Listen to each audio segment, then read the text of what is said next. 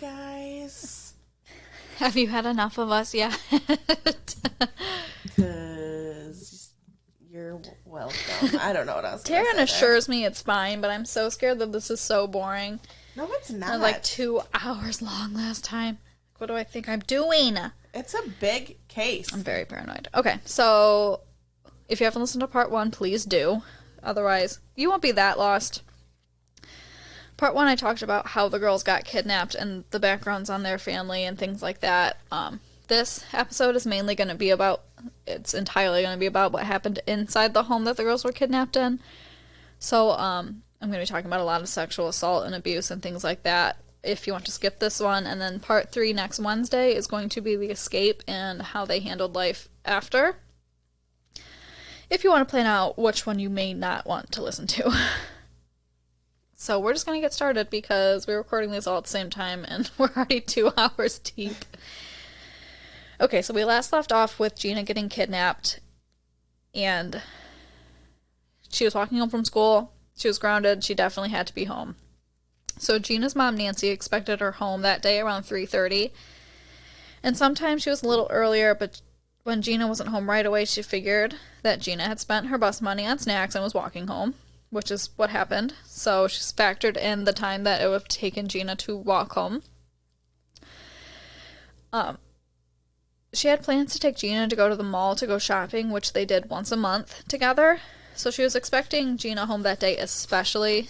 Not only is Gina grounded, but she definitely would want to come home to go shopping. So when Gina wasn't back by 3:30, she walked down the street to look for her. And when Gina wasn't back by 5:30 and there was no sign that she was walking on her path home, she called the police. When the police arrived and looked at a picture of Gina, they were immediately like, oh, she's that age. She's probably with her boyfriend, which she's 14. Nancy told them that she did not have a boyfriend and begged them to issue an Amber Alert, and they said they couldn't do that unless they were certain it was an abduction and that they had a description of a vehicle. They told her that Gina would most likely come home anyway. A few minutes later, Gina's father returned home, and Nancy ran out and told him Gina was missing, and he immediately got back in the car and they went to go look for her. By 7:30, they were full on panicking. They searched all night. They were still on foot, searching alleys, the railroad tracks, abandoned lots, factories. When the bars let out and people asked what they were doing and they learned that a girl was missing, they all also pitched in to help. So everyone this evening is looking for Gina. On that Saturday afternoon, Marge Lasikowski showed up for her 2:30 shift with Gina's missing persons report on her desk to follow up on. So she drove to Gina's house and talked to Nancy for an hour, and she immediately believed Nancy that Gina would never run away. She said it just felt different than other runaways they've had.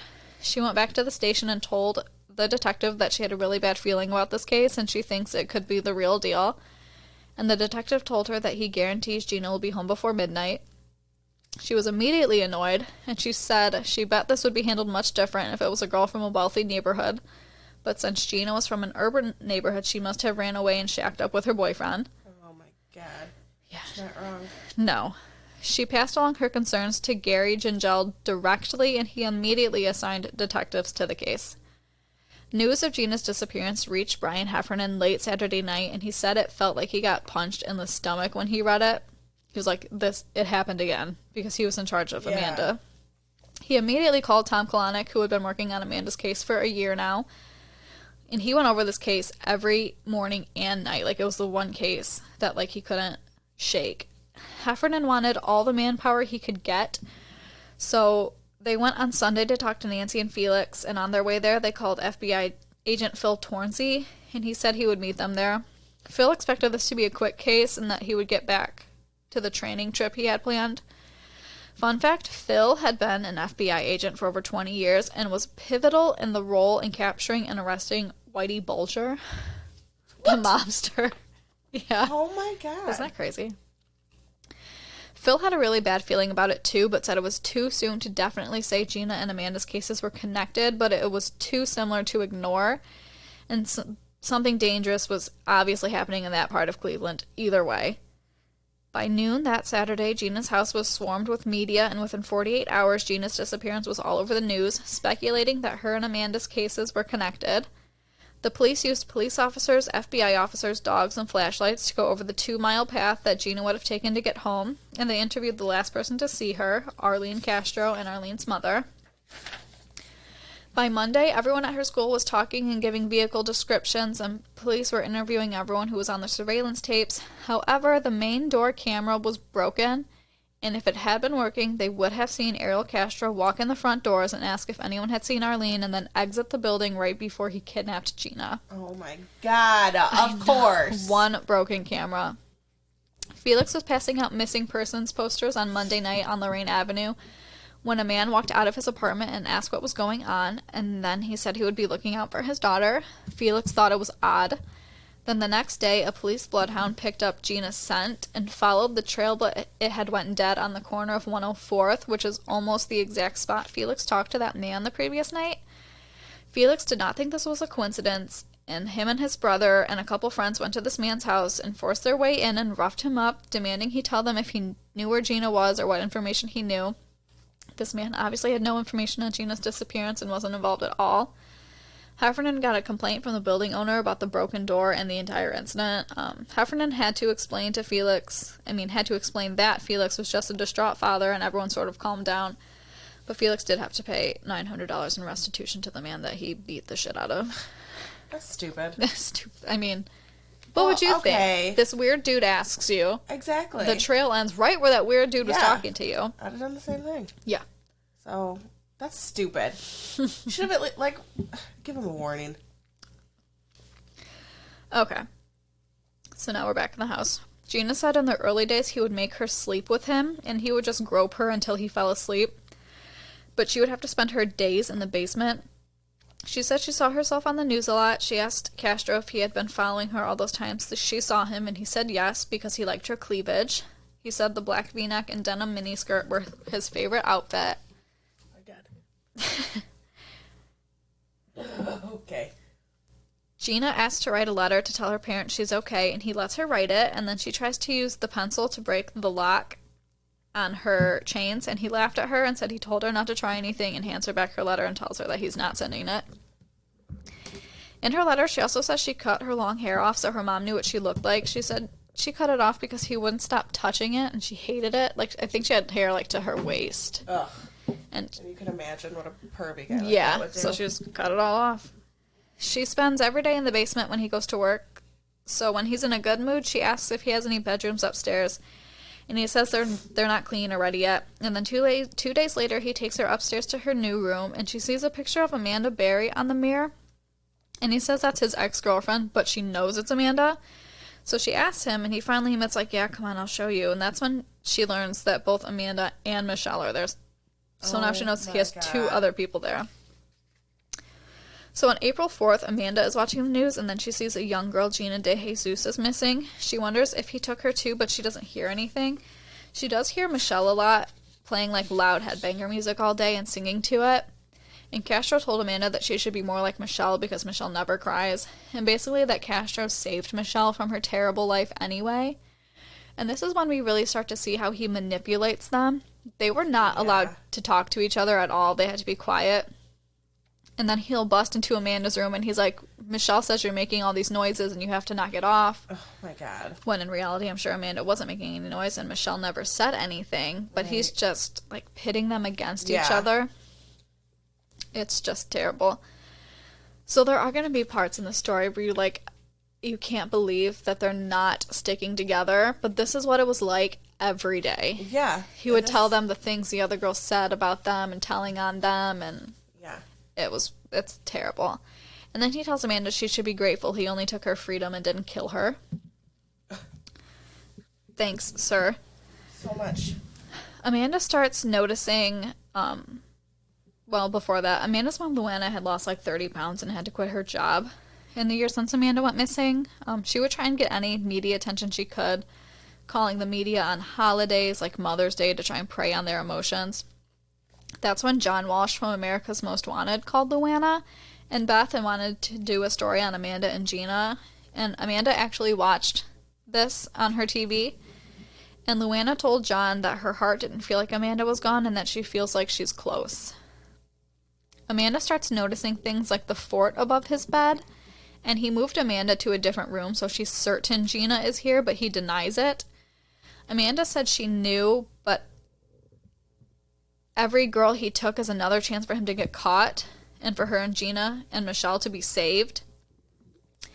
On the 1-year anniversary of Amanda's disappearance, she's on the news all day. Gina's sister is seen bringing flowers to Amanda's mom. And then, since Amanda's tragedy is getting all the attention, he tells Amanda that he's a victim too and recounts his sexual assault as if Amanda's going to feel bad for him.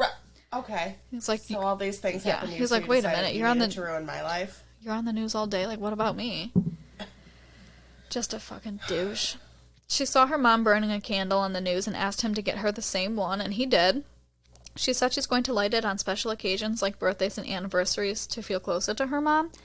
He gives her the supplies to light it, and she considers starting a fire. But the neighbors are so clueless, they would all probably burn to death before someone ever called 911.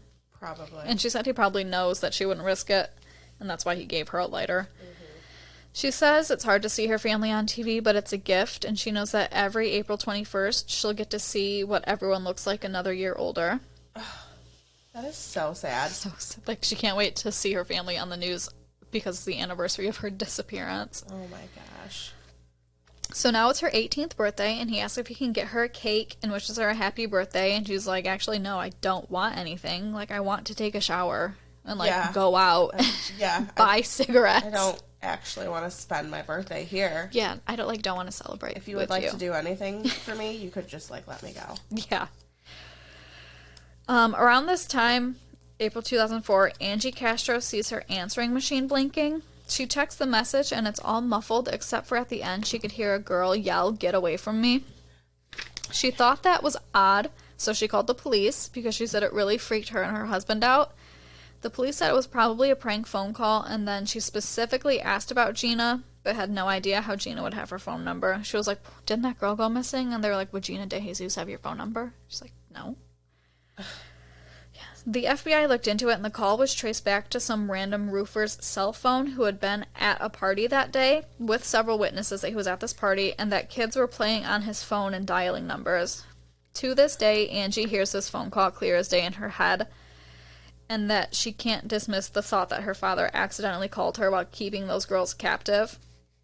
Gina listened to this phone call on her escape, but couldn't verify that it was her or not. She couldn't remember, and it didn't sound. It was too muffled.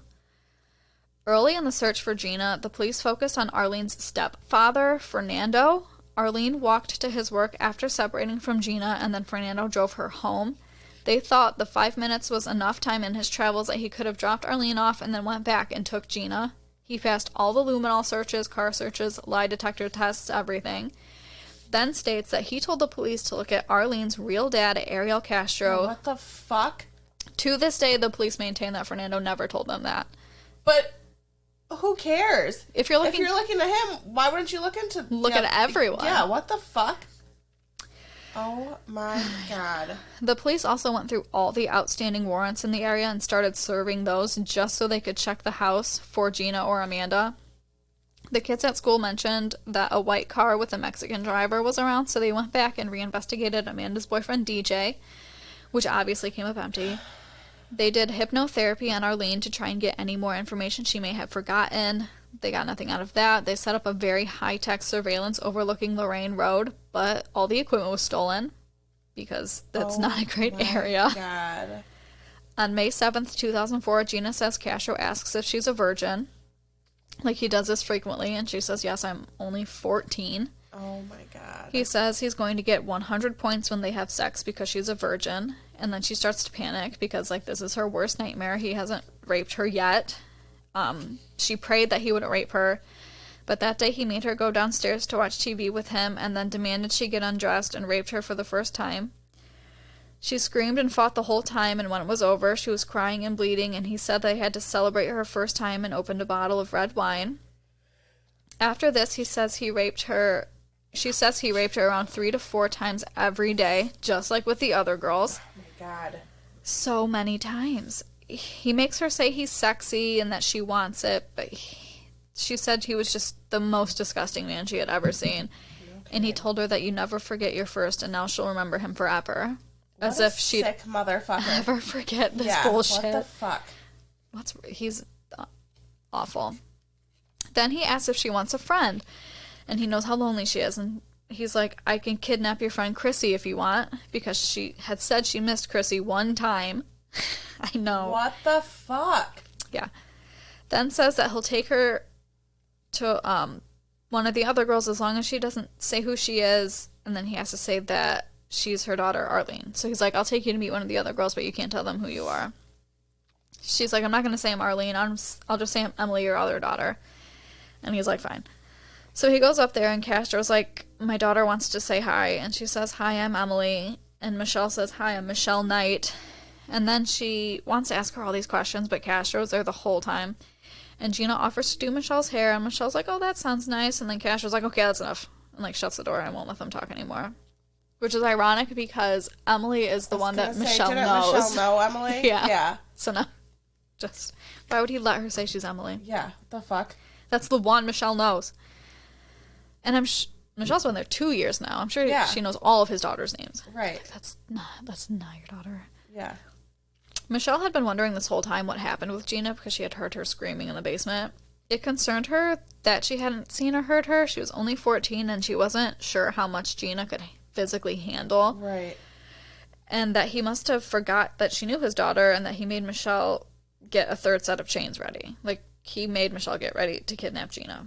Oh my god.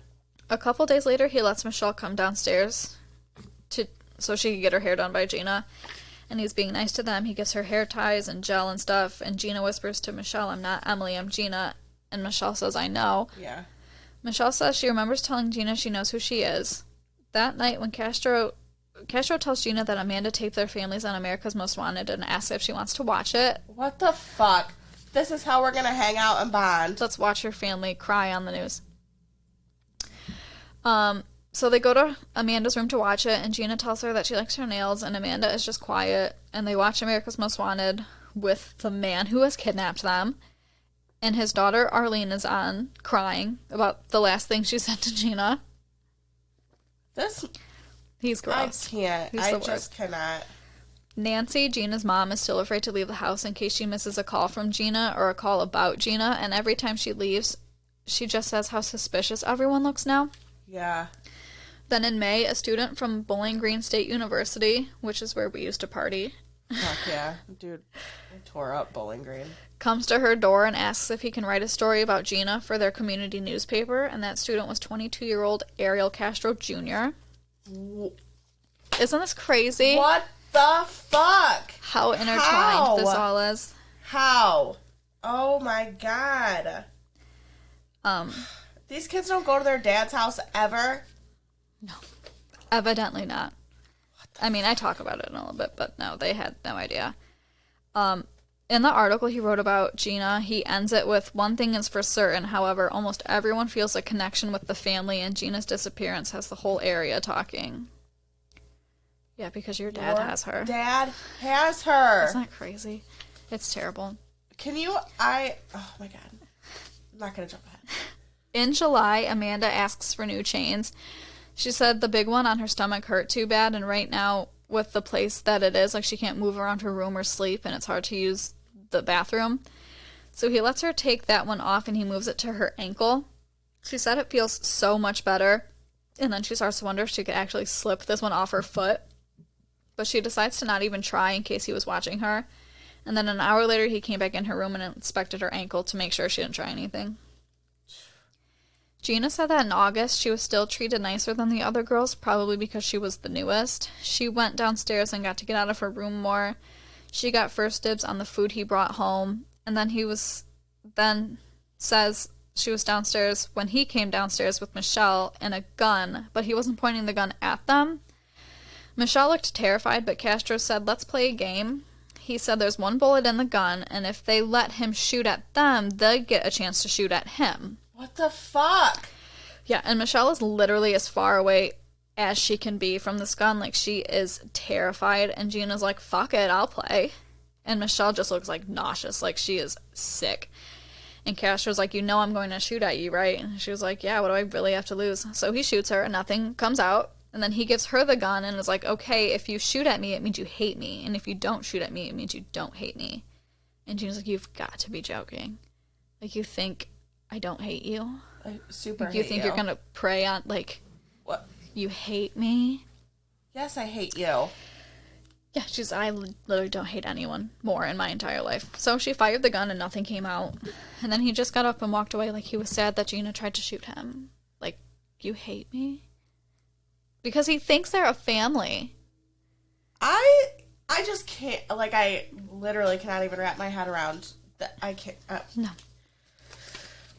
After being there for 4 months, Gina says that she wants to kill herself, and he's like, okay, let's do it then. And he brings her a rope, and she realizes she can't do it because of the hurt it'll cause her family, so she doesn't. So she lifts the rope off her neck, and he says he's going to put it in her closet in case she changes her mind. That summer, Castro comes in and tells Gina that he can move a friend in her room if she wants, and that her bed is big enough and they can share. So that's when he brings Michelle to live in Gina's room, so now they're roommates. Michelle said that Castro was afraid Gina was going to catch the house on fire with her cigarettes after Gina dumped her ashtray in a cardboard box to empty it. So Gina realized this was less of a roommate, more of a babysitter. Like, yes. Like Michelle got in and was like, he's scared you're going to burn the fucking house down. She's glad Michelle is there, but he always ruins it. She said now he comes and gets on top of Michelle, and when he's done with Michelle, he turns over and gets on top of Gina. Oh my god. And the whole time they're chained to the bed together, so they have to lay there while it happens. Ugh, that's fucking terrible. Gina and Michelle have been talking for 2 days about how they got there and what their lives were like, but he always comes in and rapes them and, like, ruins the good days they are having. A good day as they can. Right. Michelle says he didn't rape her for the first few days after Gina got there, she thinks, so, like, he didn't scare Gina too much. Yeah. And she's not even sure he meant to take Gina. They laugh and sing to the radio and just trying to distract each other. Michelle tells Gina that she knew her sister, because Michelle did know Gina's sister, Mayra. Michelle didn't really tell her everything that had been happening in the house because she didn't want to scare her. Michelle said having Gina felt like having a little sister. She had someone else to fight for. She had to keep going for, like, Gina's sake. Like, if she didn't want Gina to see her giving up because she didn't want Gina to give up. Yeah. Because Michelle's, like, 24. Right. She's old. Gina's, woman. like, 14. Yeah. Michelle would warn Gina that he was just being nice for the moment and he can flip like a switch and be evil. And eventually he started treating Gina the same as everyone else. And Michelle said it was hard to have her spirit crushed, but it was another to see someone else's spirit being crushed. Like, it's completely different to watch it happen to someone else. Michelle said one night Castro was drunk and admitted that he followed all of them before he kidnapped them. He admitted that he was following another girl and mistook Gina for her. He didn't even know he kidnapped Gina until he saw the news because he thought she was someone else. Because he knew Gina's family, so he had no idea he kidnapped his friend's daughter until it was on the news. Oh my god. He meant to take someone else. What the fuck? Can you imagine, like, being her? No. I mean, like, what a conflicting feeling. Like, yeah, I fucking wish you would have taken someone else because then I wouldn't be living this, but then, like, someone else would be happy. Then you're like, go through this. This could be someone else. Fuck. That's terrible. Michelle said that her and Gina... I was, like, leaning too far away from my microphone. Michelle said that her and Gina wrote in their notebooks a lot, and one day Castro came in and asked what she was writing, because he came in and she tried to hide it really quick. So he was like, what are you writing in there? And she's like, do you really want to know? We're playing MASH. And she read him all these entries about how much she hates him and hates what he did to her and that she wants to die. And she said he just seemed so sad. And he never asked to read her journal again. Like, he couldn't bear the thought that these girls hated him. He got his own fucking feelings hurt. Yes. Listen here, you stupid asshole. Literally, she's like, oh, you want to read it? Here you go. And he was like, well, I'm not doing that anymore. I can't believe you feel like that. Gina's just out here giving you the fucking cold hard truth, bitch. She always, the entire time she's there, she did me zero favors. I hate you. She's not with the bullshit. No. God. This guy. I can't even. Amanda said at this time when Gina and Michelle lived together, they really bugged her. They would laugh and listen to music, and they got better treatment than Amanda, she thinks.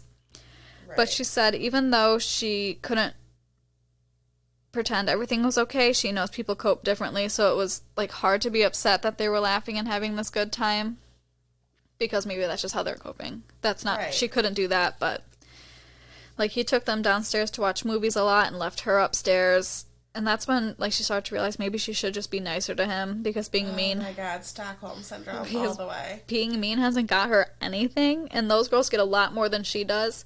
And he tells Amanda, like, those girls are nice to me, and they think you're stuck up. Oh, my God. And she said it just feels like her against them right now, which is how he wants it to be. Yeah, exactly. Can you imagine, like, being in this situation? Like, you're being raped, and like, you're kidnapped. Yeah. And... your concern right now is how these other girls... Yeah. Like, he's making you concerned about how these other two girls... He's like, don't worry about also kidnapped leaving. And being raped. Yes. Like, that's your concern, is how they feel about you. He's so manipulative. Ugh. She said her new strategy has been working. She's crying less, and he's being nicer to her and giving her more things. She's allowed downstairs more, which means less time in her chains and in her room. She got to shave her legs for the first time in, like, a year. So, like, just things like that. By October, he was still treating Gina and Michelle better, according to Amanda. She feels like Gina and Michelle are his friends, and he's just using Amanda for sex. She thinks that he's going to their room and giving them things that he's not giving her. And more than that, she realizes, like, she hasn't talked to anyone in 18 months that wasn't about sex. Like, all he wants to talk about is about sex. And she's not allowed to talk about her family or anything like that, or else he gets mad. So she just starts crying, and she asks him for a hug because she's so lonely, and he's consoling her, telling her it's okay, and it's okay to cry. And then he tells her that he has feelings for her. And she said she was so confused. She was lonely, but she's like, I'm lonely, but I don't want to be your girlfriend. Like, this is not what this is. Yeah, no. And she doesn't understand why she just asked him for a hug. And then she's like, is this what prison does to a person? Like, why did I just ask this man to hug me? It is. But she hasn't talked to someone. Yeah. In 18 months, she doesn't get to talk on the phone. She can't talk to Gina and Amanda. On November 17th, 2004, Amanda is watching her mom on the Montel Williams show with Montel Williams. These are, if you didn't watch daytime TV in the early 2000s or the 90s, you missed some excellent television. So she's watching the Montel Williams show with psychic Sylvia Brown. Oh, God. Mm-hmm. Isn't that's his wife? Or they were married at some point. Is it? He was married to this girl? I didn't know that. This is the one that, at work, we talked about it the one day, she wrote all these books about how she's, like, seen the other side. Okay, Sylvia. Yeah. So, Amanda and her mom used to watch Sylvia Brown all the time. Like, when Sylvia was on Montel Williams, it was, like, their favorite segment. Ugh. So Amanda was pumped that her mom was on Montel Williams with Sylvia. And Sylvia starts asking about a short Cuban man. And Amanda's getting excited because she's basically describing Ariel to her mother. And Amanda's mom asks, can you tell me if they'll ever find her and if she's out there? And Sylvia says, I hate this when they're in water. I hate this, honey. She's not alive. What the fuck? And people go off that shit. Yeah, this changes, like, everything for Amanda's mom. And Amanda's mom sounds desperate and asks, so you don't think I'll ever see her again? And Sylvia says, yeah, in heaven on the other side. Maybe they weren't married. Bitch. Amanda said that she knew this would crush her mom because her mom trusted Sylvia. Like, they believed in this when they watched this segment. Was the word. Yes. So Amanda tries to write a letter to her mom to let her mom know she's alive and she's being held hostage. And Castro never let her send it because she wrote she was being held hostage. Because he doesn't believe he's holding her hostage. He's like, you're not being held hostage. Can I leave? Exactly. Amanda saw her mom on the news after that, and she just looked broken. She took down the yellow ribbons in front of the house and washed them. She took down Amanda's posters. She quit buying Amanda Christmas presents because she was 98% sure Sylvia Brown was right. All for some TV ratings. Sylvia Brown ruined Amanda's mom's life. And you know what? Now I hate her even more. Because I was always like... fraud. I can't believe you guys... Like, she really does say that she, like, crossed over to the other side and she knows exactly what it's like. And da-da-da. She's full of shit. Yeah. Fuck you, Sylvia Brown. This is now a Sylvia Brown hate podcast. Amanda was alive, you bitch. Gina's parents held a candlelight vigil at the corner of where Gina went missing every Friday. Literally every Friday. And on the 1-year anniversary of Gina's disappearance, they marched from that corner to the school that Gina left, chanting Gina, Amanda, and another girl's name who had been missing, Christina Adkins. Gina's mom got very involved with the missing children's movement. Like, she's very involved in this the entire time now. Like, she goes to this Night Against Crime thing every year. Like, she's in this. There is a whole subplot of this where Fernando Colon actually goes on trial over allegations that he molested Emily and Arlene Castro. I don't know where this came from. Oh. He maintains his innocence. There was a lengthy trial that involved Ariel and his behavior towards Nilda. Colon was convicted of gross sexual imposition and put on 3 years probation, but he wasn't charged with molestation, so I'm not sure where that came from. His daughters love him. This could be something that he told them to say, or like he told them that happened. Like, you don't remember him doing this to you? Because I don't know why they would say that. Right. Or he did it. I'm not saying they're lying, but it just seems a little out of left field at this point. I don't go into too much detail about that because it's just a lot. She remembers, she as in Amanda, remembers one summer he had his family over and he brought his grandson upstairs. And he said it was fine because his grandson couldn't talk. But he started screaming and yelling for his mom, so Castro had to, like, run downstairs with the kid and, like, smooth it over so that she wouldn't come upstairs. Like, what? And see what is going on up there? What he's crying about. What the fuck? How do you... Oh, my God. They had no idea why he would let someone from their family meet them, but Michelle thought he just liked the thrill of it. Yeah. Like, they don't know you're up here. For sure. But, No. Don't you think they could, like, pound or something? No one would think, like, what... Like... Yeah, they were just so scared. Right, yeah, I guess. Michelle said that day she really thought they were saved. Like, her and Gina sat up all night, like, waiting for someone to come because they thought for sure, like, that kid crying had, like, or, like, no one's just gonna, like, go up there and see if there's a different bathroom to use or, like, anything. Yeah, they were like, someone had to have heard us. Like, someone's definitely coming, and nobody did. In August of 2005, he goes into Amanda's room and makes her pack all of her stuff up and took her downstairs. He said his kids have been asking why they can't go upstairs and see their old rooms.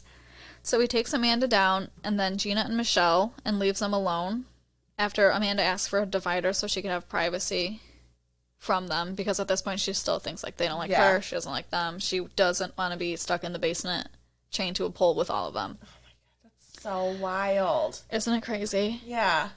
The things you can do if you band together. He's so smart for pushing them apart. Yeah. Oh, yeah. What a fucking douche. So, Gina and Michelle got chained together to the pole to the basement, and Amanda wasn't on the other side of a dresser that he used as a divider, ignoring them. And that Castro said Amanda didn't like them, but she didn't know why. And then told them not to talk, which was like a huge rule. So Amanda hears them watching TV, and she can't really hear her TV over their TV, so she's like, there has to be a reason why he doesn't want us to talk to each other. Right. Like, there has to be a reason this is such a huge rule. So she moves to the other side of the dresser, and they all start talking and realize, like, they're all not so bad. They talk about, like, how he rapes all of them, even though he says he doesn't. Like, he tells all of them he's only raping them. Yeah. And they talk about how cheap he is and how racist he is. And then they watch TV and laugh and decide they have to stick together and to never mention anything to him about each other, ever, because he'll just use it against them. Mm-hmm. The next day, he tells them they have to be quiet because Arlene is coming over. He calls Arlene Rosie because that's her middle name. So he says Rosie's coming over, and Gina's like, that's my best friend. Literally, my best friend. Yeah. The girls debate calling out and screaming when they hear Arlene get there, but think he could probably talk his way out of it, even if Arlene did hear them, because Arlene's like 16. Yeah. And like, oh, those are my girlfriends, or... Who wants to question that? No, especially like, to your dad. Dad, do you have, like... That you don't live with. My best friend locked in your basement by chance? Yeah. Michelle remembers hearing someone asking to go downstairs and him telling them that they couldn't because he was doing work down there and there was water all over the floor. Then the next day he tells them to pack up their stuff and they think they're going back to their rooms, but he tells them that his daughter Emily is coming to stay, so they have to go stay in the garage. What the fuck? So they walk to the van and they realize this is the first time they've been outside in a year and a half. Oh my God. Like breathing air. When they get into the garage, he makes them get inside his van, inside the garage, in August.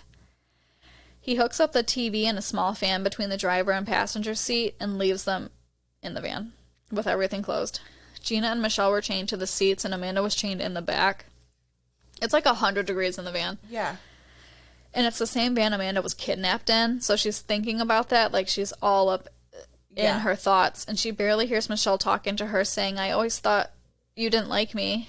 And Amanda's, like, dripping sweat, and she's emotional and annoyed. And Michelle says, I wanted to be your friend at the beginning. And Amanda said, don't be stupid. I don't need friends. And Amanda said she was just in, like, a bitchy mood. The bucket they used to go to the bathroom was right next to her bed, and it was hot, and it smelled. So she was just, like, lashed out and was mean to Michelle. And Gina said, oh, you're so cool.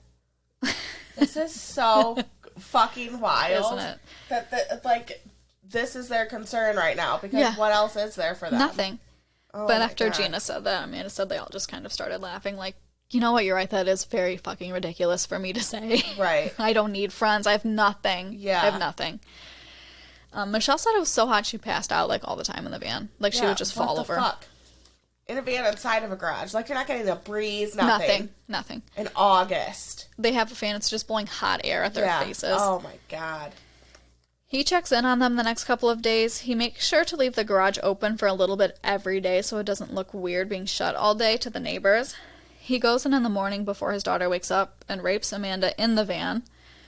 Michelle remembers this. She said she just tried to ignore it, but the only thing worse than being raped is seeing someone else being raped. Oh, like, my God. you just can't. It's like, you can't look away. I mean, you can look away, but you can't stop. Isn't it crazy? They're in the garage. Like, if you scream, someone's definitely going to hear you. Yeah. But they're so scared. He goes in and tells them to lay under the covers and that he's taking the van out of the garage with them in it for a few minutes so it doesn't look weird that the van has been in the garage. Yeah. Yeah. Amanda says this is their time to act, and she thinks she can reach the gas pedal and drive the van into something. And Gina says not to, and by the time Amanda has, like, thought it over, he had already come back. She's like, if I push the gas pedal and just, if it hits the house, if it hits, like, someone's going to come out and ask what the fuck is going on. But Gina kind of talked her out of it. They're so scared of getting in trouble, they won't do anything. Right. Gina's like, if you do this, he's going to kill us. Yeah. Castro moves them back inside a few days later and moves them all into the same room, essentially, like that room I was talking about, the room in a room. Right. So he moves Amanda into the big yellow room that Gina and Michelle were in before, and then he moves Gina and Michelle into the smaller room that connects to Amanda's room, which is essentially like a large closet. Like, there's no room in there. Right. There's like a mattress, and that's it. The only entrance to Gina and Michelle's room is through Amanda's room, so if he locks Amanda's door, he's also locking Gina and Michelle in, so it's just easier. Yeah.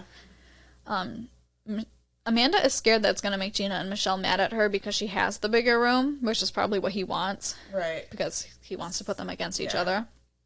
And then he yelled at Amanda, saying that Gina and Michelle told him that Amanda told them he forces himself on her and that she wanted to escape the van. And Gina and Michelle say they didn't say that, and then say that he told them Amanda said they're stupid and she's helping him watch them. Just... like, all of the manipulation and, like he could tell they were bonding. Yeah. And he's like, by the way, quick end of that. They hate you. You guys still don't like each other, in case you had forgotten. Yeah. Michelle said they drank a lot there. Like, what was the point of staying sober in a place like that? Right. And that he didn't give them alcohol to be nice. He got them drunk hoping they would, like, do gross shit with him. Yeah, because they're going to get, like, drunk and horny for you. Yeah, that's... fucker. So gross. One night after they drank too much, he gave Michelle a gun and said they should play a game. And she should try to shoot him. And she said that that was a stupid game. And then he grabbed the gun and turned it on her. And right before he pulled the trigger, she smacked it out of his hands. Like, she panicked and just fucking hit it. And it fell to the floor, and bullets straight up fell out of it. Like, he was going to shoot her. She said she fainted immediately. Oh my God. Yeah. She said she wasn't shocked he pointed a gun at her. He would constantly tell her that she was the one that he hated to look at, and she was ugly, and he was lucky he didn't kill her all the time. Around this time, Michelle remembers that he would just treat Amanda better, and he would spend more time with Amanda and find ways to be near her when they were all together. And then he started to tell her and Gina that Amanda was his wife, which was absolutely ridiculous. They knew Amanda didn't want to be with him. Not his wife. Yeah, like, okay, dude. But they couldn't help but notice he was acting different. Like, he was taking her downstairs to watch TV more. When he would rape Michelle, he would take her outside and rape her. Like, he didn't want Amanda to see. And, like, get jealous and mad. Like, he really thought they were a couple. He told Michelle about how he called Amanda's mom and said they were married. Michelle and Gina also got less privileges. They got food once a day instead of twice a day. They didn't get any notebooks anymore. He said they didn't deserve it. Michelle also tells us up to this point she had been pregnant 3 more times. So, like, a total of 4 forced miscarriages. And every time he blamed her for the death of the babies, and she felt like she was physically and mentally dying. Oh my gosh. On Christmas Day 2005, Amanda was watching the news and sees her mom in the hospital with some type of pancreatic illness. So she lights her candle and cries all night. She says it's her fault her mom is sick, and if she never got kidnapped, her mom would have never gotten sick. On December 29th, Amanda hears on the news that her mother has C. diff from a surgeon not washing their hands. Oh my God. Hours later, she learns her mom is in the hospital in critical condition and sees her sister on the news with a new baby at the hospital. She didn't know her sister had a baby, anything like that. She asks if Castro will let her go to the funeral if her mom dies, and he says sure. Then it's New Year's, and she cries alone at midnight and says maybe 2006 will be better. It's been a month, and there hasn't been any news about her mom, which she takes as a good sign. Then on March 2nd, she's watching the news when she learns her mother passed away from a massive heart attack. She watches the news all day, and when Castro returns home, he doesn't say anything and tells her that she needs to quit smoking. She watches the news all night, and she doesn't sleep when Castro comes into her room to rape her. He then tells her that he never said that she could go to the funeral, so she doesn't get to go. So she watches clips of her mom's funeral on the news with her family there. God. Michelle remembers that she had seen Luana's passing on the news very early in the morning and went and told Amanda that she was sorry for her loss, and Amanda didn't know yet. So that's like kind of how Michelle remembers it. And then on April 22nd, it's Amanda's 20th birthday, and she writes that she thinks she's pregnant. She says she's sure it has something to do with her mom. All these years she hasn't gotten pregnant, and now her mom died. Like, her mom saw her from heaven and sent her a baby and a reason to fight. She hides her pregnancy for as long as she can because she knows he made Michelle miscarry a couple times and she wants to keep it. He finally asks her if she's pregnant after she keeps refusing food, so she tells him yes. And he says they could leave it on the porch of the church or something, and then she said that she really, really wants to keep it, and he didn't say anything, he just looked confused. Castro had actually gone to Michelle and said that Amanda might be pregnant, and Michelle had been hearing Amanda throw up for weeks, so Michelle's like, yeah, I imagine that she is, and you need to start taking better care of her. And then Michelle never got to talk to Amanda about the pregnancy. Castro was just always lurking around. She never got to ask whether she was excited or scared or nervous, and it just made Amanda think about Joey and, like, all the babies he made her lose. Ugh. Yeah. Gina said that summer was extremely hot and her room was probably over 100 degrees and Amanda's room just smelled like puke all the time, but she kept saying she wasn't pregnant. And that Amanda is the favorite and stuff now, and he wants to take advantage of Gina. He takes her downstairs now, like he doesn't want Amanda to see or be jealous, and like things are just not great between Amanda and Gina and Michelle right now. So this pregnancy really messes with Amanda mentally. She loves her baby, but it belongs to Castro, who is a monster. Right. Yeah. So she struggles through some feelings of like, do I want to be with him? Do I want to kill him? Like, it's the father of her baby. Odd, like, link. Yeah. And he is generally much nicer to Amanda these days, but he is still, like, awful. Yeah. On September 22nd, Gina watches the news, and they are ripping apart someone's house because they got a tip that Gina was buried under his garage. Oh, my God. So she's watching them search for her body on the news. It takes all day for them to announce that there was no body under the garage, and her mom is on TV and says that she knows Gina is still out there and whoever has her needs to let her come home. Amanda asks to go to the doctor, but he just brings back some library books, and she's not allowed to read library books alone in case she tries to, like, sneak a note in there or, like, write something. Oh. Like, he's thinking of everything. Jesus Christ. Yeah. She still doesn't know what his plan is after the baby is born, but he seems interested, so that seems like a good sign to her. And he keeps telling her that she's going to have the baby on Christmas, like a Christmas miracle. She makes her first diary entry on December 19th mentioning the baby, saying that she was too scared to mention it before in case she couldn't keep it. It would be too sad to read about later, so she never wrote about it. On midnight on Christmas, Amanda's water broke. Oh my God. I know. And he takes her upstairs to deliver the baby in her room. Because of everything being boarded up, it'll muffle the noise. And since Michelle had already had a baby, he makes Michelle deliver it. And Amanda said her and Michelle weren't on the best terms at this point, and she really didn't want Michelle's help, but she needed help. Yeah. And she knew Michelle had already had a child before, so she was like, fine. He makes her get into a plastic pool so she doesn't make a mess, and it's freezing in her room. So, like, Michelle just gives her a sweater. She's just wearing a sweater. Michelle teaches her how to breathe through contractions, but when the contractions get too close, she starts to scream, and he yells at her for being too loud, and he makes her stuff a t-shirt into her mouth. After a while, Amanda is super thirsty from the dry t-shirt in her mouth. So he goes to get her ice chips, and while he's gone, Amanda pushed out the baby. Michelle remembered being woken up and that she had to help him go get a pool from the attic to help deliver Amanda's baby. And the whole time that Michelle is delivering this baby, he's just yelling at Michelle that if anything happens to this baby, it's Michelle's fault. He's like, you better deliver this baby, and if anything's wrong, you're fucked. Yeah. Gina said she heard Amanda screaming that the baby wasn't breathing, and for a few minutes there was no sound at all, and then she heard a baby crying. Michelle said that Castro freaked out when the baby wasn't breathing, and Michelle knew something was wrong because the baby looked blue. He screamed at Michelle that she better get that baby breathing, and Michelle ended up doing some CPR, and the baby started breathing. Then Michelle had to help clean out the baby pool, and she said this was all over by like 5 a.m. Like, this is a straight up middle of the night Christmas baby. Amanda said Castro was so happy when the baby was born, it was like night and day. He makes them shower together right after she gives birth. Well, like, bathe. They all get in the bath together. He talked about how fragile the baby was, and then he makes them all cook breakfast together. Like, Amanda's upright frying sausages in a pan, wearing his dirty pants. She didn't just give birth for the whole ass baby. Mm-hmm. Yes. With no medication. Yeah, naturally. Oh my god. And then he takes everyone back upstairs and chains them up and finds a cardboard box to use as a bassinet and lays down next to the baby next to Amanda. A cardboard box. Oh my god. Like, this is your baby. Yeah, This is not a kidnapped. Like, you should care a little more. Michelle said she didn't get to see the baby that much. He didn't let them hold her. And every time she saw Amanda, she just looked worn out. Oh, yeah. She delivered a baby. Amanda wakes up and tries to feed the baby, but she won't latch, and she begs him to go get formula, and he says he can't risk being on camera buying baby stuff. When she says that she's going to need diapers, he brings back a handful of socks and cuts leg holes in them, and that's her first diaper. Oh my god. Yes.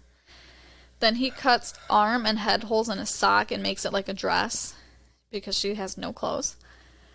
Amanda wanted to name her Priscilla, but he hated that name, and she thinks that if she lets him be involved, he'll be more invested and it'll make the baby more safe.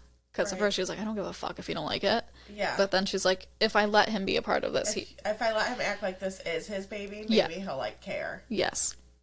So they decide on Jocelyn and name her middle name after her mom's favorite Aerosmith song, Jaded, because she wanted to name the baby something after her mom, but she said there was no way on earth she was naming this baby Jocelyn Luana because her mom even hated her name. She's like, I definitely don't have to use it. So they named her Jocelyn Jade Berry. Michelle remembers Amanda telling her that her name would be Jocelyn Jade Berry, and Castro saying that her name could be Berry inside of this house, but outside of the house it was Jocelyn Castro, which was Michelle's clue to how out of control this man was. Like, did he really think he would live this double life? Like, this is... Where are you going to say this child came from? Exactly. She's like, you really don't think things through. You think you're just going to leave. Like, this is Jocelyn Castro. Are you that delusional? She wasn't even born in a hospital. No. She doesn't exist to the real world. No. Nope. Not at all. After 3 days of Jocelyn not eating anything besides water. Oh my god. A newborn baby. Yes. He wouldn't buy food, and Amanda just fed her water from a spoon. Yes. She finally latches onto Amanda, and that's like when Amanda knows, like, okay, we might make it. 3 days. What the fuck? You can't give a baby water, can you? No, you can't give a baby water till they're, like, older. Like, older. Nope, just feeding her water for the first 3 days of her life. What? Oh my god. Michelle said her and Gina would try and make clothes for Jocelyn, but Castro wouldn't let her wear them because he said they were disgusting. Oh, so let's just cut holes into a sock. Yeah, your sock is much better. Stupid. So then Michelle said, like, then you need to buy her clothes because it's freezing. Yeah. Like, yeah, they probably are ugly, but she needs something. Yeah. So it's October of 2007, and Jocelyn is 10 months old now, and Amanda has been keeping her on the bed because they don't have carpet, but she's starting to crawl, so he brought in a piece of carpet for Amanda's room. And Amanda said he rapes her less now that Jocelyn is there, and if he does, he waits until Jocelyn is asleep. And he calls Jocelyn pretty, like that's his nickname for her. He uses it all the time. He did start buying baby supplies, and he moved the furniture around so like Amanda could sit in the rocking chair with her chain still on so she could rock Jocelyn because she wasn't able to do that before. The chains caused a new problem, however, because now that Jocelyn can crawl, she can crawl away from Amanda in her room, gosh. And Amanda can't reach her. So she had to be like, come here, like, come back over here. Like, can you imagine, like, your kids touching shit and you physically cannot reach them? Not just stick their finger into a light socket? Yes. No. So, Gina said that life was better with Jocelyn there, even though it was more work. Like, Amanda was happier, and then Castro was happier, and, like, Jocelyn was just, like, a welcomed distraction to everything. Around Easter 2008, Amanda begs Castro to start taking pictures of Jocelyn so she can have them if she ever gets out of there. Like, she will have no pictures of Jocelyn. And he said no because he can't risk developing the film or anyone seeing the pictures of Jocelyn. So he bought a cheap video camera and he starts taking videos of her. And the first video they take is Jocelyn opening her Easter basket and him singing to her. Like, just completely, if you saw this, you would think it was normal. Oh my God. Amanda said the terrible twos were more like the exhausting twos because Jocelyn had so much energy, but she had to stay in Amanda's room. So there's nowhere for it to go. Like, there's only so much she can do with Jocelyn every day. Right. You don't have, like this room. Yeah. With a baby all day. Also with nothing. With nothing. With one little black and white TV. Oh my God. She said Castro still rapes her, and she does consider it rape, because what else do you call sex with someone in a chain? But he makes it easier for Amanda now, and it isn't so rough. So she's still cycling through these complicated feelings of, like, he's so nice to Jocelyn, and he's overall a little nicer. And he says they have this special relationship now because of Jocelyn. And sometimes she does, like, feel affection for him when he's nice to Jocelyn. Like, how can you not, watching, like, the father of your daughter be nice to your daughter? And then other days he calls her an N-word loving bitch because she refuses to call black people the N-word. So then she's like, but you're terrible. You're terrible. Yeah. Ugh. On June 12th, 2008, Castro was almost arrested after he sped past a cop on his motorcycle with the license plate hanging off. The cop pulled him over and said Castro was complying and he didn't want Castro to lose his job as a bus driver, so he just issued him 2 tickets for the license plate issue and told him to push the motorcycle back home. And the cop said he waited, and he passed Castro 20 minutes later, pushing the bike down the street still. So, like, he's like, all right, you're fine. You're complying, you listened, you took the tickets, and you're doing exactly what I said. Great guy. Great guy. This is also around the time Castro makes Gina and Michelle pick new names, because he can't risk Jocelyn knowing and repeating their names if she ever leaves the house. So, Michelle really said that Jocelyn went from a baby to a toddler, like, overnight. Like, all of a sudden, there were these worries of, like, she's gonna talk. That is crazy. But, like, what measurement of time have they ever had before? Nothing. But now they're like, you're huge. Like, you're walking. Yeah. That would be crazy to see time pass like that. Kids make time seem like it passes so fast. Especially if that's all you have all day. Yeah. So, Gina becomes Chelsea. And then Michelle becomes Juju. And Amanda has always been called Nandy, so she just sticks with Nandy. Michelle tried to be Lee because that was Joey's middle name, but he wouldn't let her. And then she asked to be Angel, but he told her that she definitely didn't look like no angel, so she couldn't do that either. So she picked Juju because she liked jujubes. She was like, fuck it. Whatever. What do I care? Yeah. Jocelyn also suffered from night terrors and would just wake up screaming. And they would go in Gina and Michelle's room together to try and console her, but Amanda was worried she could just subconsciously sense the evil in the house. Absolutely. She said that Jocelyn was alone with Castro sometimes, but Amanda truly believed he wasn't doing anything to her, and I don't think he ever did, but she did consider it, just in case you were thinking, like, you really never considered that your kidnapper, but she did consider it, and overall she was like, I really don't think so. Especially if he was driving, like, kids on a bus every day. Like, yeah, kids aren't really... Not a concern. Michelle said one time after one of Jocelyn's nightmares, Jocelyn said that the bad man was trying to hurt people, and Michelle was also worried that the things Jocelyn was seeing were taking a toll on her. Yeah. In September, he yells up that Chelsea needs to come down and clean, which is Gina. And Amanda knows that he isn't taking Gina downstairs to clean. And Gina has actually asked Amanda to try and get him to stop because he will listen to Amanda, or he listens to her more. Yeah. So Amanda says, I know what you're doing with her when you say that, and if you need to clean, then I'll come down and I'll help you clean. And he's screaming at Amanda, and she's blocking the door, so, like, Gina can't get out and he can't get in, and he full force shoves Amanda with Jocelyn in her arms, like, to the ground, and, like, Jocelyn is screaming. She said that was really the first time that he had ever done something like that in front of Jocelyn. In June of 2009, he started leaving the girls unchained. Amanda said it started with Saturdays and Sundays when he was home all day because it was easier for him not to have to chain and unchain them all day. Right. Then Amanda noticed he was forgetting to chain her up at night. So she said, like, one night he came in, he chained Michelle and Gina, he locked their door, and then he just left and he didn't chain her up. So she said that was, like, the first time she had slept without her chains in 6 years with, like, out of chain against her body. Then a couple weeks later, Gina said that he stopped chaining her and Michelle, too. And at first, she was nervous, like it was a test. Like, he was going to hit her if she didn't tell him, like, you forgot to chain me. But they all just kind of had the collective thought that it was to make it easier to take care of Jocelyn. Yeah. And because Jocelyn was asking about the chains at this point, because they're impossible to hide, and they called it their bracelets. And then one day he was just told them, like, I stopped chaining you because I trust you. And then Michelle basically said the same thing, like, he unchained them because Jocelyn was getting more aware. Like, she would walk in Michelle's room and, like, talk about Juju's chains. And Castro would get pissed to be like, that's not good for her to see. You're right. It's not. It's not. None of this is good for her. You are doing it. And at this point, they knew better than to try anything. He had his gun on him all the time. Right. And Michelle knew he had no problem using it on at least her. Clearly. So she's like, I'm gonna take the no chains and I'm just gonna live like this. Michelle said he was still gross as ever. Like, they were watching the Kardashians and he was talking about how he loved her ass and wanted to bend her over. Like, in front of Jocelyn, like, in front of everyone. Like, just a gross old man.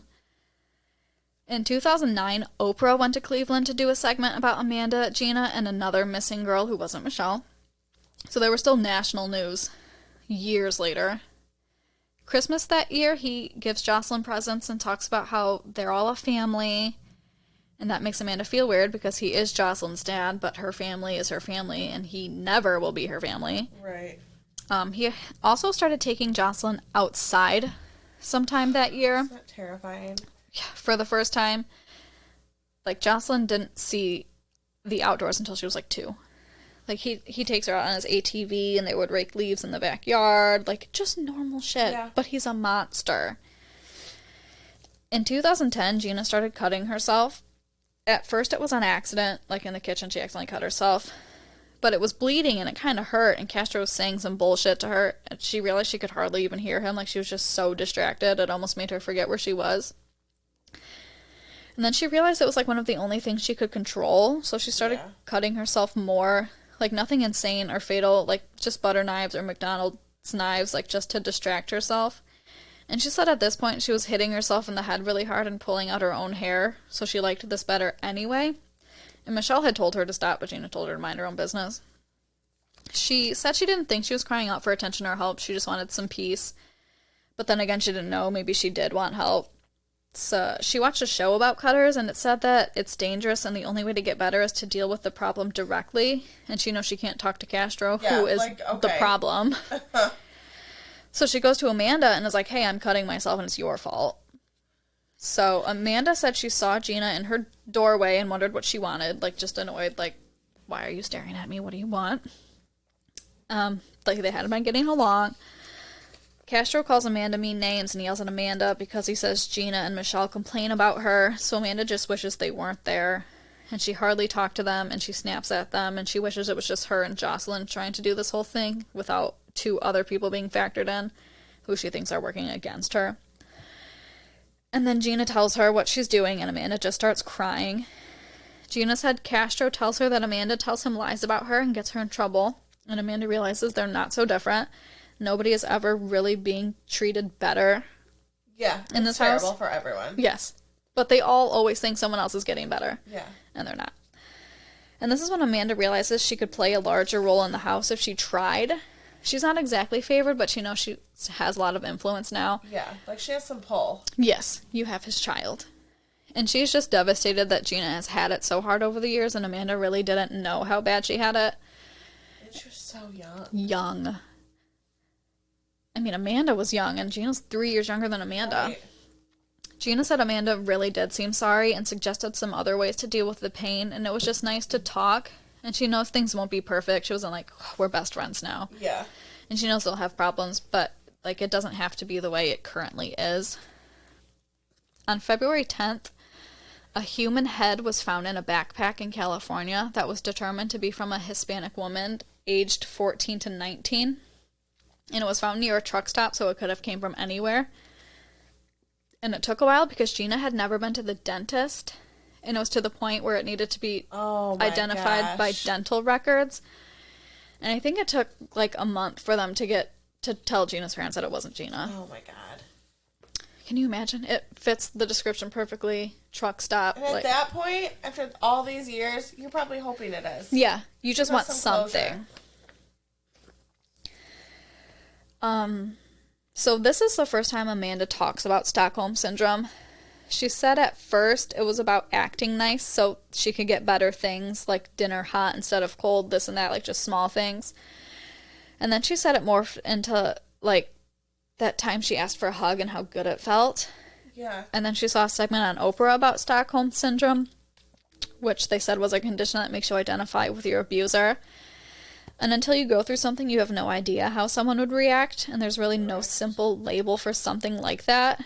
She's just doing what she can to cope every day for thousands of days. Like, this is your life. You're going to do what you can to make it not terrible 24/7. Yeah, it's not even to survive at this point. It's, like, just to live life. Like, you don't want to be like that every day.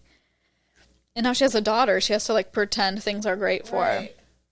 That's so crazy. She said, like, everyone is not just one thing. Like, he's not just evil because she can see how he loves Jocelyn.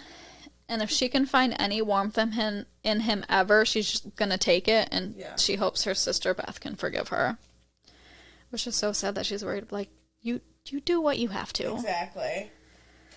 In May, Jocelyn heard an ice cream truck and wanted to go outside, but Castro said no because there were too many people around. He's been taking her outside more since last year. Like, she rides a tricycle outside, she helps him with his cars, because the neighbors had moved at this point, so there was less risk of her being seen. Jocelyn knows by now that she can't ask Amanda to leave the room or to go outside, and she has to wait for her dad to come and unlock the door, and then she can ask her dad. How fucking crazy. Crazy.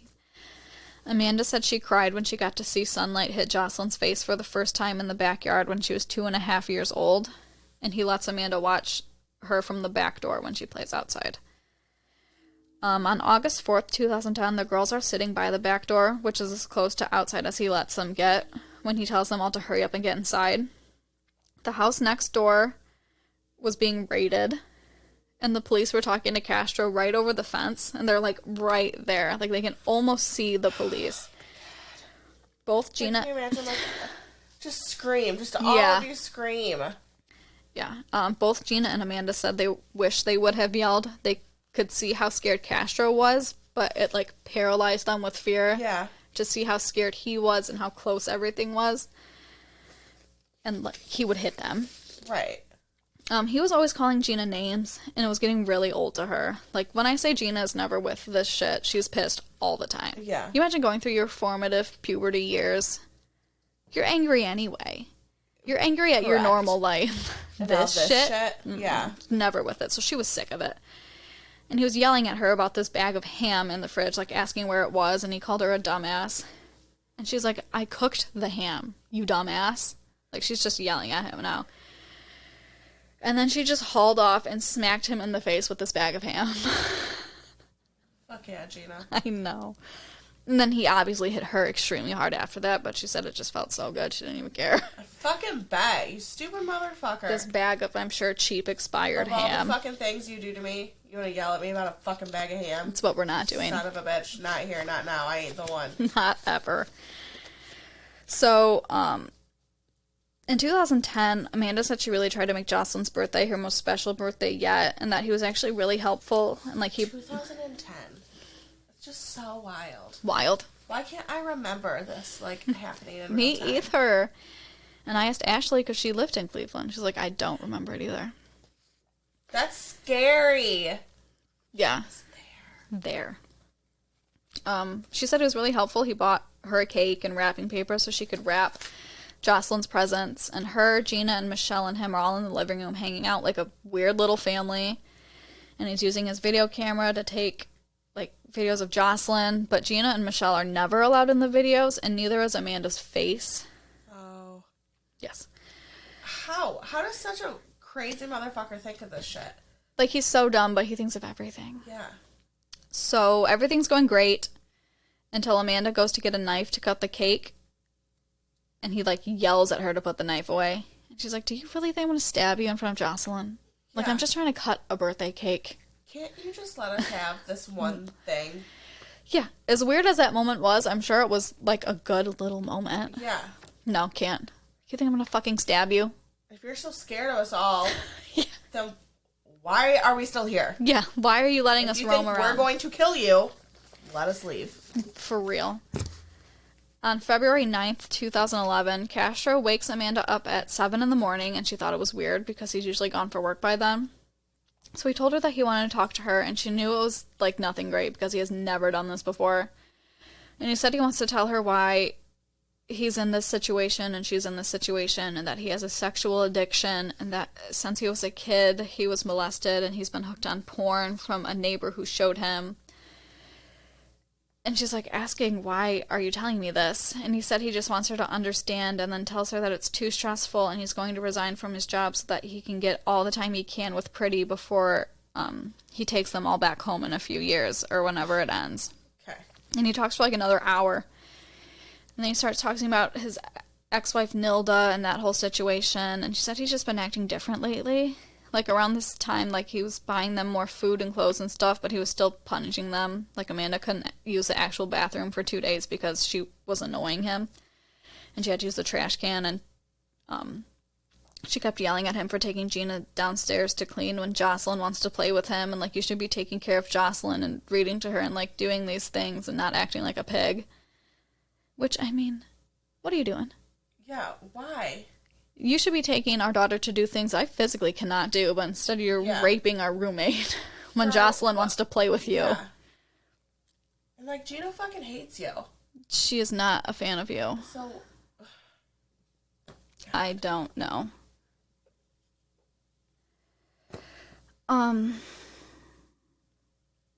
He, for the first time describes himself as a sociopath. He describes it he says he's cold-hearted and he doesn't care how people feel.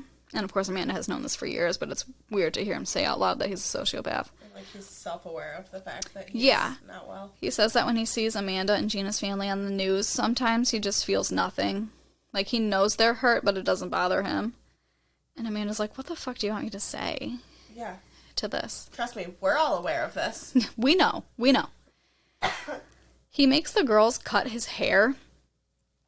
All the time. And this time he makes Amanda do it, even though she doesn't know how. Because Gina usually cuts hair. Gina's the one who does everyone's hair. Mm-hmm. And she accidentally cut, a small bald spot.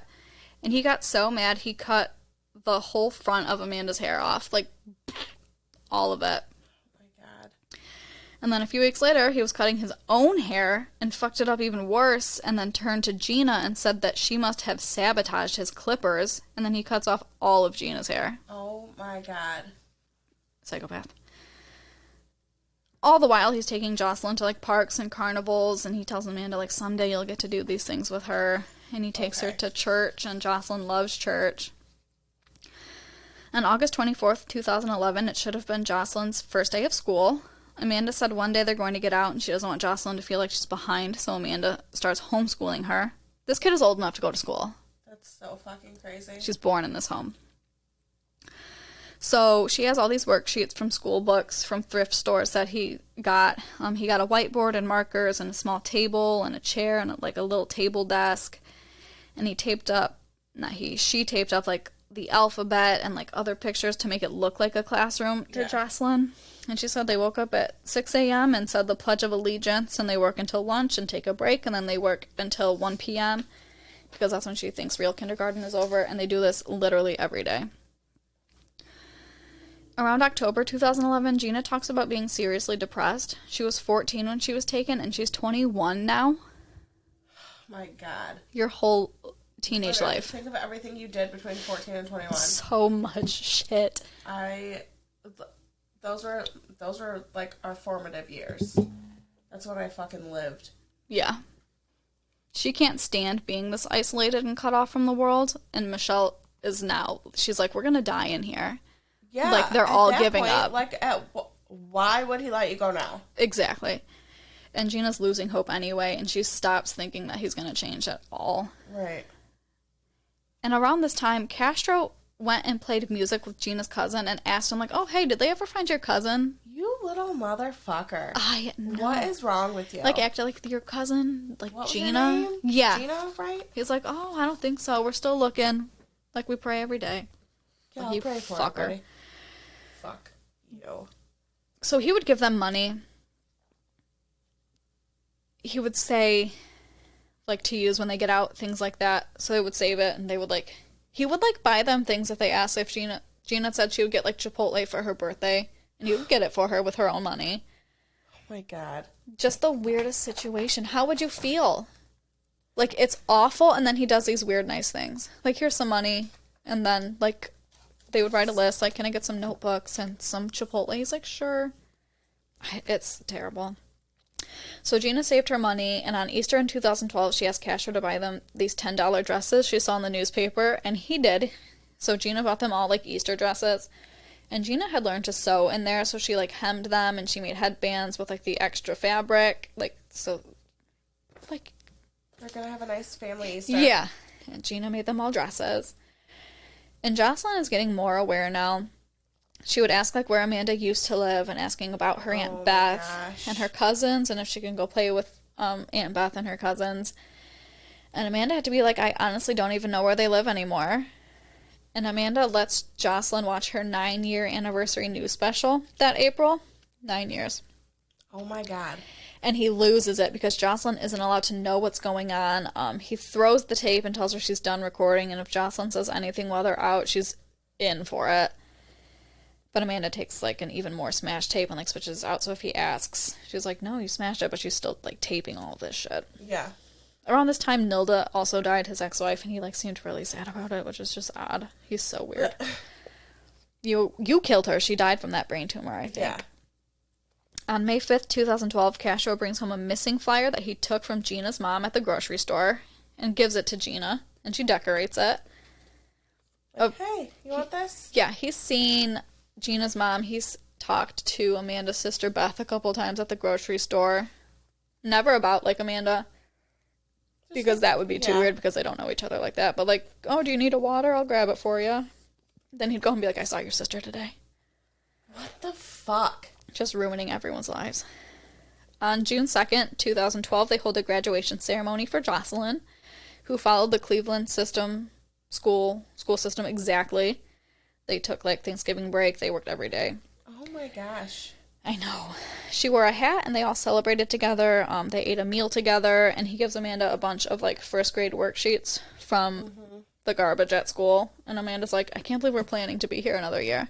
Like, I can't believe we're planning... We're preparing. Yeah, for next school year here. On July 6, 2012, after Jocelyn wouldn't stop asking why her mom couldn't play outside with them, he builds a tarp over the bed of his truck, and he puts the kiddie pool in it and lets Gina, Michelle, and Amanda get in their disguises. He would make them wear, like, giant wigs and sunglasses. And he lets them sit in the pool with Jocelyn for 5 hours while he grilled dinner. Like, just normal shit. Like, every once in a while, this dude acts normal. Like, he didn't kidnap these people. Like, all right, let's have a family day. Grill. Yeah. And it just has to be so confusing for them. Cookout. Because that probably felt so good. Yeah. Yeah. Like, oh, what a good day we had today. Yeah. but you're kidnapped. Yeah. So you understand why this is so taxing on them. Absolutely. On July 19th, 2012, a man in prison told the police that he killed Amanda and buried her body in an empty lot. Fuck. Why do people do shit like that? Because they're fucked up.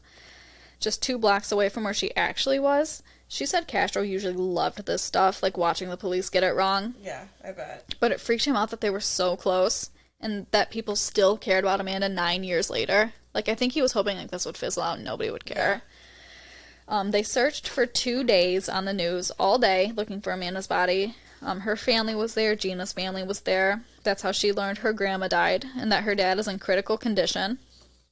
And Castro said it was about time her dad croaked. Oh my God. Just the worst. That night, her, Gina, Michelle, and Jocelyn hold hands and pray. Gina is especially kind during this time because she went through the same thing, watching her family dig for her body. Yeah. The guy who said he killed Amanda was Robert Wolford. They think he just wanted to get out of prison for a few days. After they didn't find her body, he admitted he lied. He made up the whole story. He made up a whole story about how they were dating, and Amanda was going to tell DJ that they were dating, and that he made her drink gasoline and then buried her body. Too much time in prison. Too much. He's like, I need a few days out. Late July, Amanda looks up J.C. Dugard on the computer with Castro. I know. It is weird. This is so crazy. About her book and how she was kidnapped like Amanda and had kids just like Amanda did. And Castro asked if she was going to write a book about this, and she said she's not sure she wants to relive it, and he said that she has to tell the truth and that he never raped her and that she has feelings for him. She said, I'm gonna tell the truth. Yeah. That's not it. They also got bed bugs in 2012, which is a disaster in a tiny place like that. Oh my God. Yeah. He'd like just cover the mattress in plastic, hoping they would die. That's not how that's gonna work. No. At the end of September, Michelle discovered she was pregnant again. He also knew Michelle was deathly allergic to mustard, which is a weird thing. I never knew people could be allergic to mustard. Me neither. I'm allergic to cinnamon, so I guess that's also kind of weird, but... Huh. And he knew that she was pregnant again and told her that she was never going to have a baby in this house. He told her Jocelyn had brought them hot dogs when she left the house. They were at a carnival and Jocelyn wanted to bring them back something. So there's mustard all over this hot dog. And Michelle's like, I cannot eat this. And he's like, if you don't eat it, I'm going to kill you. No, if I do eat it, I'm going to fucking die, you idiot. Yeah, she puffed up instantly, and she got alarmingly ill over the next few days. Like, he even tried to give her medicine. He was so scared she was going to die, and nothing would help. She said on, like, day 5, she told Gina she didn't think she could do it anymore. And, like, Gina was hand-feeding her meals at this point. And she told Michelle, like, you have to stay strong. And Michelle said at this time she had blacked out, passed out, and when she opened her eyes, it was all light, and she heard this deep voice saying it was not her time, and then she heard Gina telling her to stay with her. She said she knew she had crossed over to the other side, and she can't explain it, and it's still super uncomfortable for her to talk about. Like, Jesus came to her through Gina, she believes. Also in November 2012, Castro got fired from his bus driving job. He had been trying to get fired for a while so he could spend more time with Jocelyn before it all ends. Like, he's been talking about this. Like, I just want to get all the time I can with Pretty before this all ends.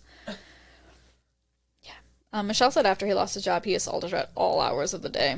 Oh, my gosh. He still takes Jocelyn out all the time. She's always asking to go places. Like, the house is closing in on her. She wanted to get her ears pierced when they went to the mall, but he didn't want to have his name attached to any type of paperwork, so they couldn't. And she doesn't understand why Amanda can't leave and go with her. Yeah. And she's like, excuse me, I would like to do something with my mom. Yeah, like, can my mom go to the mall? Nope. So she's starting to realize that she's, like, bored all the time now. Can you imagine, like, being out in public and being like, yeah, my mom's not allowed to leave the house? Literally. Like, he's banking. He was brave. Yeah. Cause that was ballsy. For sure. I mean, she didn't know Amanda's name, but even saying something like that, that would my prompt. mom and her 2 friends aren't allowed to leave the house. Yeah, ever. They've never left. Jocelyn also cries a lot more because she just doesn't want to be in that room all the time anymore. Yeah. She's like 6. Oh my God. Castro also cycles through different emotions at this time. One moment he's talking about what a happy family they are and that he wants to move to a bigger house with them so Jocelyn has more room. And the next minute, he's wondering what his nickname will be when this is all over. Like, when they figure out I kidnapped you, I wonder what they're going to call me on the news. Like, when this is all over. It's like, he had no plan of, like, just killing them. No. Like, he literally wanted a family. Like, he just wanted to live with them. They celebrate Thanksgiving 2012 together. Amanda begs him for a turkey. She's been talking up Thanksgiving for weeks to Jocelyn. Like, this is the greatest holiday. Like, so he gets frozen turkey legs because they don't have an oven. So they, like, can't cook a whole turkey. Yeah, no oven. So they're, like, pan-frying turkey legs. He lets them watch the Macy's Day Parade, and they cook while he takes Jocelyn outside to play and rake leaves, and then they all eat dinner together, and they have, like, pie and dessert. And Amanda says she noticed, like, how happy he looks, and, like, this is how, the way he looks is how she would look if she was at home with her family. Yeah, he really thinks. Yes. And, like, in these moments, he's like, wow, look at this family of mine. Look at us. She said, like, she knows he had a terrible childhood, and maybe that's why he took them, and, like, maybe that's why he let her keep. He has children. Like, he could have done this. He has a family. Yeah. You could do this. You could have had all of this. With your family. With people that actually love you. No. She says she feels sorry for him and grateful that he made today so special, and she feels close to him in this moment, but she would not hesitate to kill him right now. Yeah. What? Like, this is great and all, but I would kill him right now if a man I could leave. So crazy. I can't even imagine those, like, emotions. Moments, I know. That Christmas, he let Michelle watch Jocelyn's birthday party from the steps. He wouldn't let her help decorate. He wouldn't let her go down and celebrate. When the party was over, everyone's going upstairs, and he made Michelle stay downstairs and told her to go into the basement. He said it was time to deal with this problem. He was going to fix her so she couldn't have kids anymore. She doubled over onto the ground, and then he kicked her in her stomach. She was begging him to stop, and he kept kicking her and hitting her, and 4 days later, she miscarried the baby. January in 2013, Amanda asks if he can take the chains out of her room since they never use them anymore, and he said no. He wants them there as a reminder of the 6 years they spent in chains, and he could put you right back in them. Gina has also gotten more depressed around this time. She walked in this house as a 7th grader, and she's now 23. That is so fucking sad. Sad. I mean, oh I know they've all been there that long, but like, Michelle was an adult. Michelle was 21 when she got kidnapped. Amanda was done with high school. Gina never went to high school. Nothing. No. So she's, like, very depressed. She's like, my friends have had, like, sweet 16s and quinceañeras and graduated, and they, like, probably have babies, and I'm frozen as a 7th grader. They've fallen in love. Oh, my gosh. He hadn't raped Gina in months, but he still comes in to rape Michelle. And all Gina can imagine is being old and gray in this house. She's like, I'm never leaving. Like, I'm going to be an old lady here, I think. God. She, like, doesn't even want to play with Jocelyn anymore. And she used to be the one to try and make Jocelyn laugh. And, like, now Jocelyn is trying to make her feel better. Like, come on, Chelsea, let's go do something. And she just spends her days wanting to be locked in her room and laying alone. Like, she hates being downstairs and doing stuff. She's like, I can't do this anymore. In the spring of 2013, Castro took Michelle outside to help him dig a garden, she said, and then she said after a while she realized she was digging a grave. And he said, like, we can finish this tomorrow. But he never made her finish it, and I think he, like, just wanted to scare her. Like, I could bury you out here. Like, you just dug a grave, and I could put you in it. This motherfucker. Yeah. On April 10th, 2013, Castro shows his daughter a picture of Jocelyn, saying that it was his girlfriend's kid. Yeah, he's just losing it. And his daughter is immediately like, you need to get a DNA test, because that kid looks just like us. And she's like, that kid looks like Emily. Like, you need to tell me if you have another kid. Like, we all deserve to know if we have another sibling. Oh, my God. And she said he was always canceling family plans at, like, the last minute, and they weren't allowed upstairs. And she figured it was, like, normal bachelor stuff. How could they ever come over now if there's a whole ass child there? Never. Never. I think he did, like, take her around and say, oh, this is my girlfriend's kid and stuff. But, like, at home, that'd be completely... Like, they definitely could never have come over. The girl's picture is shown again at a 2013 Cavaliers game. Like, still up in the news. Nancy was sure Gina was still alive because of a reoccurring dream she kept having, and she wouldn't accept any condolences because she knew Gina wasn't dead. She knew people pitied her, like, felt like, okay, but she was sure. April 10th, 2013, Castro is talking to Amanda and telling her this is all going to be over soon and that he's serious this time and he's worried about what's going to happen to him when this is all over. He keeps saying he hopes he goes out suicide by cop, which is like when you purposely fight with the police so they shoot and kill you. Like, he does not want to go to jail, and he knows he's going to get caught if he just lets the girls go. So now he's, like, realizing, like, I can't let you go. Mm-hmm. Like, we're so far into this. And Amanda's like, I realize you're scared, but you have to be punished for what you did to us and our families. And then asks him if he would even apologize if he, like, saw Amanda's family. And he said he would apologize, but he would do it all over again because of Pretty. And that he loves Pretty so much, and it makes him sad to think about Amanda getting married one day and her having a stepdad. What the fuck? The worst. April 22nd, 2013 is Amanda's 27th birthday. She never graduated or learned how to drive. She hasn't spoken to someone besides the people in this house for 10 years. She hasn't used a phone since she was 16. She wonders what it's like to send a text or an email or a tweet like she sees on TV. But she learned to be patient and how short life is and to truly be grateful. She'll never look at the sky or lake without thinking about how lucky she is that she gets to do it. There isn't much about her on the news, even though it's the 10-year anniversary. There's a small vigil outside the Burger King where she went missing, and her and Gina's families are there. She says she guesses people can't keep hoping for a miracle at this point. Right. 10 years. Yeah. On May 1st, Castro calls Amanda to the computer and shows her a Facebook page someone made for her. They saw one for Gina a little bit ago, but there wasn't one for her yet. And they looked at who liked it, and Castro's daughter, Angie, liked it. Like, help find Amanda Berry. And she's been there this whole time. And then we get to May 6th, 2013, where we're going to stop, because this is when everything changes. Oh my God, I cannot. I know. So again, sorry this one was so long, but okay.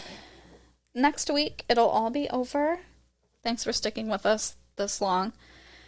I hope it isn't boring. I hope this is all new information to you. It is to me. Okay, like, great. Okay, now what's going to happen? Okay. I just can't believe, like, I don't know any of this. Like, isn't that crazy? This was happening in real time. Yes. Like, for us. Like, 2013? Yeah, we lived this. Oh, it's so crazy. Yeah. Okay. So, we'll see you Wednesday for the finale of this saga I have created. In the meantime, you can find us on Facebook and Instagram at almostpod. You can email us at almostpod@gmail.com. You can join the Patreon at patreon.com/almostpod if you want to listen to part 3 right now. If you're listening on Apple Podcasts, please make sure to go give us a 5-star rating, write us a review, download all the episodes, like and subscribe, and share with everyone that you think would also enjoy us. Please do. Maybe they'll love us, and we'll love you for making them love us. Yeah. It's the circle of life and all of that. That's exactly what the circle of life is. I think so. Okay. Okay, bye. Bye.